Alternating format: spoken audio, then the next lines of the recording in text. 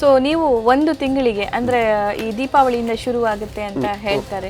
So ಒಂದು ತಿಂಗಳಿಗೆ ಸುಮಾರು ಎಷ್ಟು ಕೋಲದಲ್ಲಿ ಭಾಗಿಯಾಗ್ತೀರಾ? ನಾನಂದ್ರೆ ಹೋದ ಸಲ 125 ಕಡೆಯಲ್ಲಿ ನಾನು ದೈವ ಚಾಕರಿ ಮಾಡಿದ್ದೇನೆ.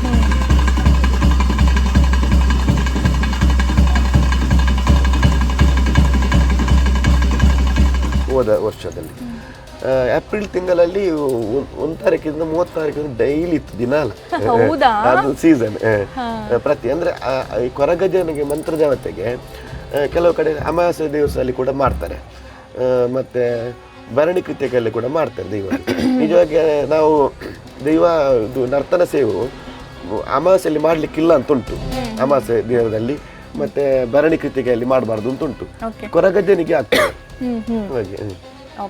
ನಮಗೆ ಅಂದ್ರೆ ಸೀಸನ್ ಅಂದ್ರೆ ಅದೇ ದೀಪಾವಳಿಯಿಂದ ಹಿಡಿದು ಬರುವ ಪತ್ತನಾಜೆ ತನಕ ನಮಗೆ ಒಂದು ಸೀಸನ್ ಅಂತ ಉಂಟು, ಬೇಸಿಗೆ ಕಾಲದಲ್ಲಿ ಆಗುವಂಥದ್ದು.